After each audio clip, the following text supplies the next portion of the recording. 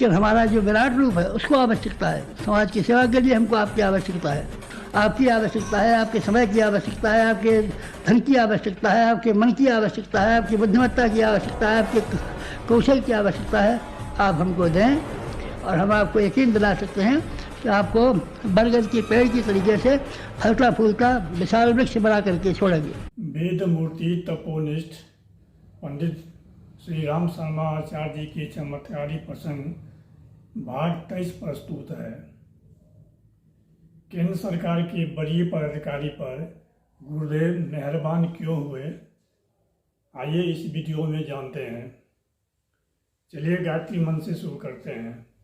ओम भूर्भुवः स्वः तत्सवितुर्वरेण्यं भर्गो देवस्य धीमहि धियो यो न प्रचोदयात्। केंद्र सरकार के एक वरीय पदाधिकारी थे। उनको उनके साथी गुरुदेव के बारे में बहुत कुछ बता चुके थे, तो उनकी इच्छा हुई कि गुरुदेव से एक बार हम मिलें। और एक ऐसा अवसर आता है कि हरिद्वार में उनके विवाह का कार्यक्रम निर्धारित हो जाता है। उस कार्यक्रम में भाग लेने के लिए ये हरिद्वार पहुंचते हैं। कार्यक्रम तो बहुत व्यस्त था। ये सोच रहे थे कि गुरुदेव से मिलने का मौका मिलेगा कि नहीं मिलेगा, लेकिन वे मिलने के लिए बहुत उत्सुक थे, उत्साहित थे। तो वे अपने पदाधिकारी से विनती करते हैं, अनुग्रह करते हैं कि हमें शांति कुंज जाने का छुट्टी दिया जाए, हम गुरुदेव से जाके मिलेंगे, बहुत इच्छा है। तो उनको छुट्टी तो नहीं मिल सका, लेकिन उस कार्यक्रम में 2 घंटा का अवकाश था। वही 2 घंटा उपयोग करने के लिए उनको अनुमति दी गई है। इस पर भी वे बहुत खुश हो गए। चलो कुछ देर के लिए ही सही, गुरुदेव से भेंट तो हो जाएगा। वे शांति कुंज पहुंचते हैं। जब शांति कुंज पहुंचते हैं तो इनको पता चलता है कि गुरुदेव सूक्ष्मीकरण साधना में चले गए हैं। वो किसी से नहीं मिलते हैं, केवल माता जी, बहन जी और डॉक्टर साहब से ही मिलते हैं। ये 3 के अलावे और किसी से नहीं मिलते हैं। इनकी मायूसी हुई। मायूसी होना स्वाभाविक है, इतने दिन से इच्छा था मिलने का, मौका भी मिला बहुत कोशिश करने के बाद, लेकिन मिल नहीं पाए। तो वहाँ शांति कुंज में इनको एक आदमी कहते हैं कि आप गुरुदेव से नहीं मिल सकते हैं तो माता जी से आप मिल लीजिए। तो सोचे कि चलते हैं, माता जी से ही मिल लेंगे, उनसे विनती करेंगे कि गुरुदेव से मिला दीजिए। तो ये माता जी से मिलने जाते हैं और माता जी से विनती करते हैं कि हमारी बहुत इच्छा है कि गुरुदेव से हम मिलें, बहुत कोशिश करके आए हैं, सो अनुरोध है कि गुरुदेव से कृपया हमको मिलवा दीजिए। माता जी ने आंखें मूंद ली, कुछ देर मौन रही, फिर उठकर गुरुदेव के कमरे की तरफ चली जाती है। तब इनको कुछ आशा जगता है कि चलो अब उम्मीद है कि गुरुदेव से मुलाकात हो जाएगी।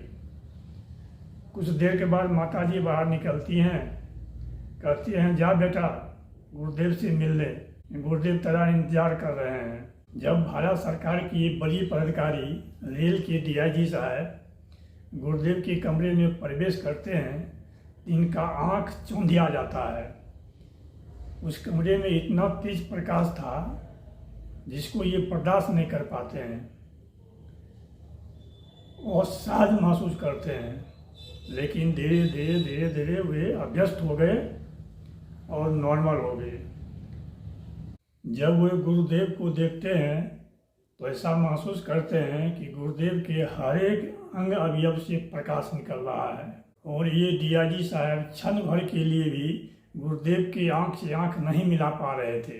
फिर वह महसूस करते हैं गुरुदेव की ओर से एक प्रकाश की किरण इनके शरीर में समावेश हो रहा है। ये अपने शरीर में कुछ कष्ट महसूस करते हैं। फिर कुछ देर के बाद वो सहन करने की शक्ति उनमें आ जाती है। गुरुदेव डीआईजी की ओर देखते हैं और कहते हैं ये प्रकाश किरण तुम्हारा रक्षा कवच का काम करेगा। सत्य और न्याय की रक्षा के लिए तुम जो चाहोगे वही होगा। अब कोई तुम्हारा कुछ नहीं बिगाड़ पाएगा। मेरा आशीर्वाद तुम्हारे साथ है। और सच में ऐसा ही हुआ, क्योंकि राजनीतिक और प्रशासनिक क्षेत्र में इनके बहुत सारे बड़े बड़े आदमी घोर विरोधी थे, क्योंकि ये ईमानदार कर्तव्यनिष्ठ थे। लेकिन गुरुदेव के इस आशीर्वाद के बाद जितने विरोधी थे सब धीरे धीरे धराशायी होते गए और धीरे धीरे इनके पक्षधर होते गए और इनका नाम ईमानदारी और कर्तव्यनिष्ठ में गिना जाने लगा। तो देखिए यहाँ गुरुदेव कैसे उन पर शक्तिपात किए, उनको आशीर्वाद दिए। जो इनका घोर विरोधी था वो भी इनका समर्थक हो गया। गुरुदेव इनको इसलिए मदद किए कि ये ईमानदार थे, कर्तव्यनिष्ठ थे, न्याय को पसंद करने वाले थे। इसलिए गुरुदेव इनको मदद किए और अपनी शक्ति का कुछ अंश इन पर लुटा दिए। चलिए हम लोग भी गुरुदेव का काम करें, ईमानदारी से काम करें। वीडियो के अंत तक बने रहने के लिए धन्यवाद।